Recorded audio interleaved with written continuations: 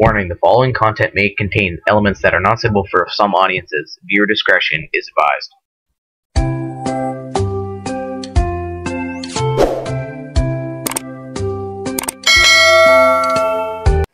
Good afternoon mga kadago.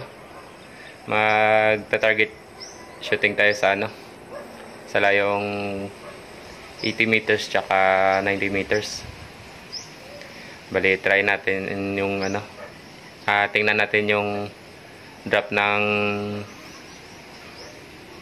bala sa sa 80 tsaka 90 meters. Stay tuned lang mga kadago. Lagay na natin to sa side cam.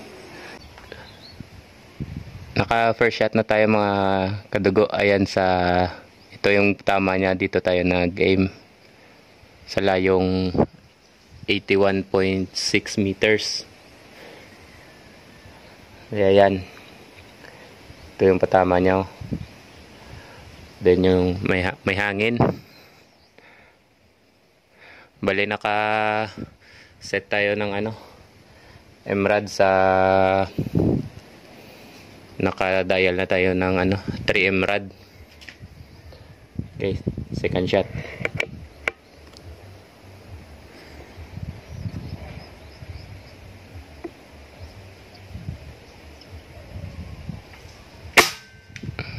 Ayun.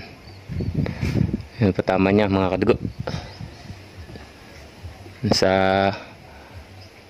1 inch lang siguro. Okay, third shot.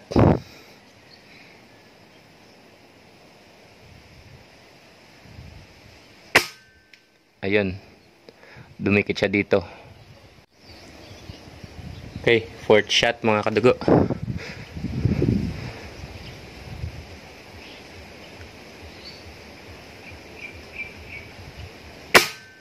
Yun, ganda ng patama niya mga kadugo. Ayan siya, oh. Bali, yung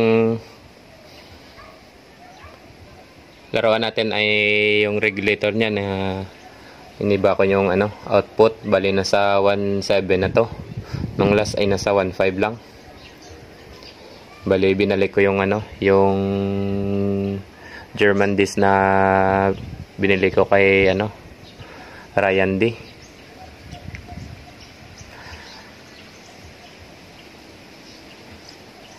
Kasi pag sa 1550 lang medyo mababa yung FPS. Ito ay nasa nasa 920 plus. And then yung yung hammer niya ay malambot konti kaysa doon sa 1550 na FPS, 1550 output. Bali, naka full yung yung hammer spring, matigas. Ito lang, sakto lang. Okay, shot tayo mga kadugo.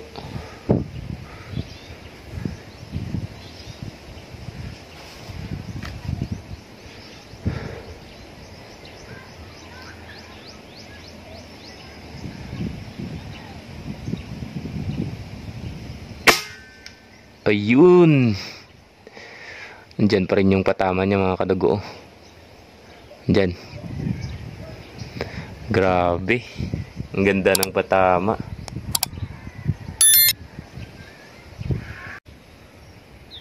Okay mga kadugo, bali tatarget naman tayo sa 90 meters. Bali, nasa 3M rad pa rin yung yung dial natin.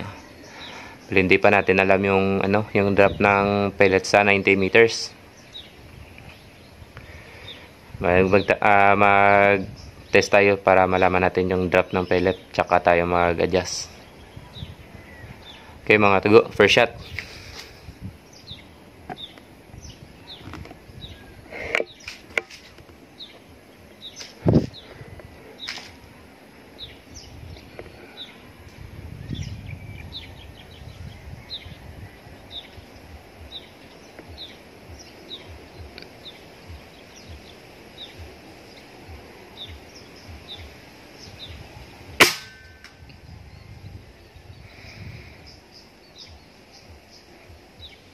Ito yung patama niya mga kadugo.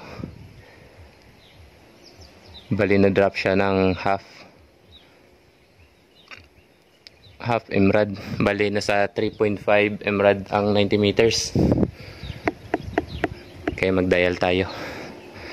Tsaka change target tayo mga kadugo. Kasi hindi kita yung yung pellet. Yan siya oh. Okay, first shot tayo mga kadugo. Bali na dial na natin to. 3.5 MRAD.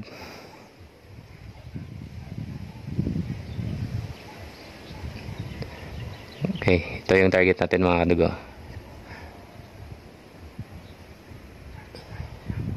First shot.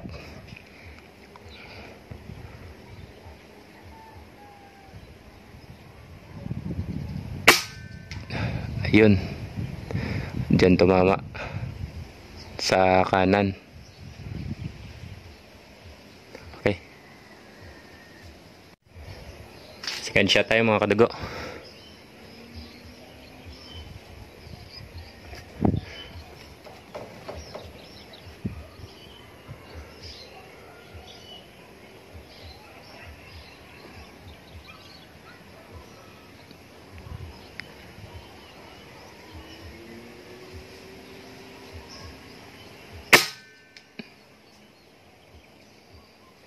Yun, dito na siya pumunta.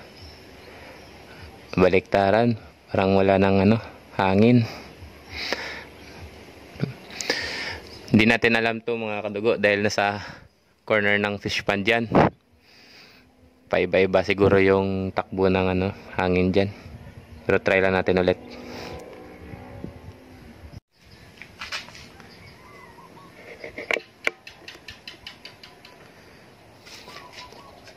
Third shot tayo mga kadugo.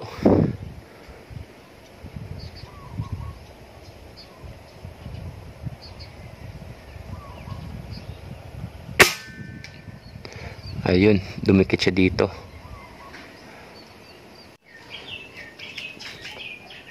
Fourth shot mga kadugo.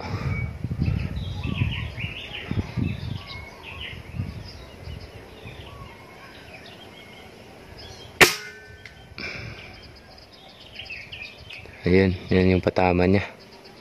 Sa gitna na. Fifth shot mga kadugo.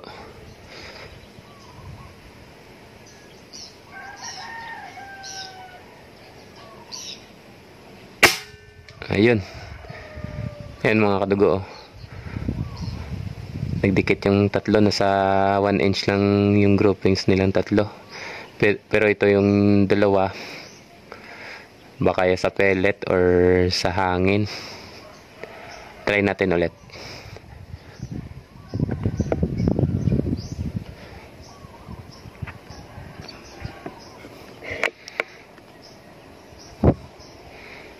Pang-anim na to mga kadugo. Ayun, dito. Isa pa.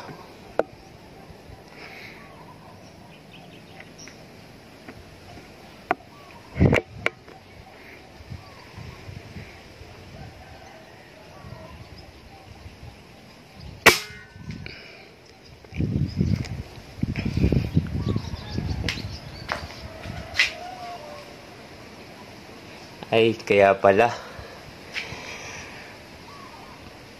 bumaba na sa 2,100 yung yung tank natin. Kaya pala yung output ay nasa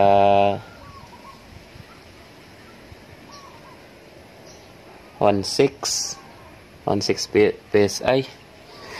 Kaya pala kalat na siya sa Pero ito yung apat na groupings ay okay to. Medyo creep kasi yung yung regulator natin mga kadugo. Dapat malaki yung yung tawag, yung laman ng tank dapat nasa 2.8 to 2.3 lang. Yun lang mga kadugo. Parang malakas din sa hangin. Nakailang shots pa lang ako. 12 shots mula 2,400 to 1. Naka 12 shots lang. Okay mga kadugo, tingnan natin yung patama niya sa 80 meters tsaka 90 meters.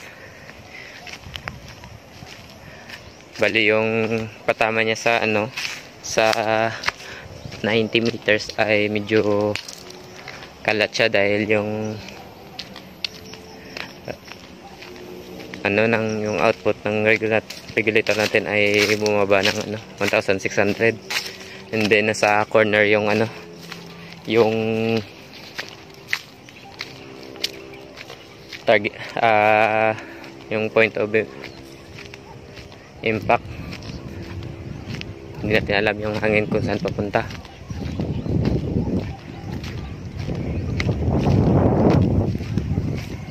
Merong pa kaliwa, merong kanan.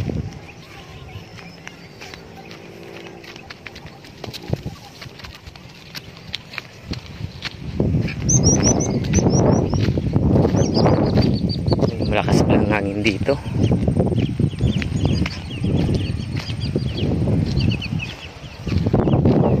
Mga bagong tanim.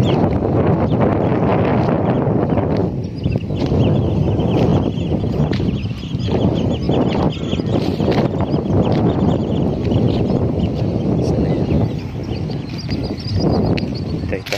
Nandito mga katugo. Yan.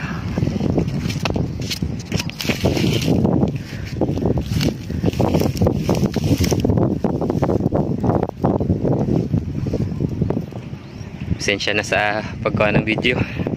Medyo pa-slide yung Ito siya mga kadugo. Ito yung first shot. Bali dito tayo naka-aim kanina. Dito. Then ito na yung apat. Ito apat to. Nasa 1 inch groupings lang. Sa layong 80 meters mga kadugo.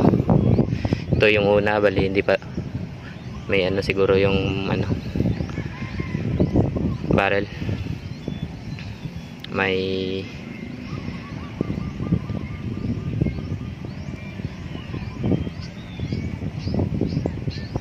dumi siguro yung barrel. Okay, doon naman tayo sa 90 meters mga kadugo. Oops.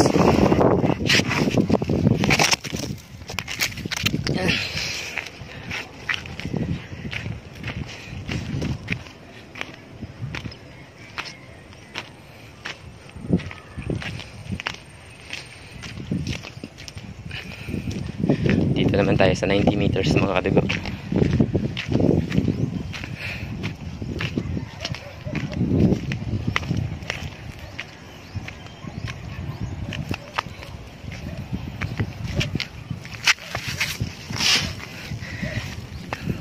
Ito siya mga kadugo. Dito tayo naka aim. Then yung point of impact niya malayo. Yan, nadikit-dikit yung apat na sa 1.5 inch. Ito yung tatlo, iwan ko sa hangin or sa output na ng regulator natin. Ito.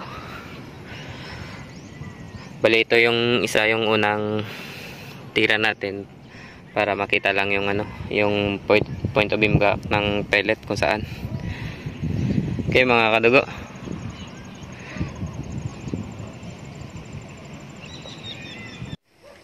Yun mga kadugo. Okay naman yung patama niya. Bali alam na natin yung yung drop ng pellet sa 80 meters tsaka 90 meters. Ganda ng ng groupings niya sa 80 meters. Sa 90 meters ay ewan ko ba kung sa paiba-iba yung ng hangin or sa, pero para sa akin yung yung sa regulator output ay bumaba na kasi yung regulator natin ay medyo crack na. Pag bumaba yung laman ng tank, bababa din yung yung regulator output. Okay mga kadugo, thank you sa panonood ninyo. God bless. Bali yung shoutout natin ay sa next adventure na lang, sa duck hunting ako sa sa Sabado. Salamat sa inyong lahat. Thank you.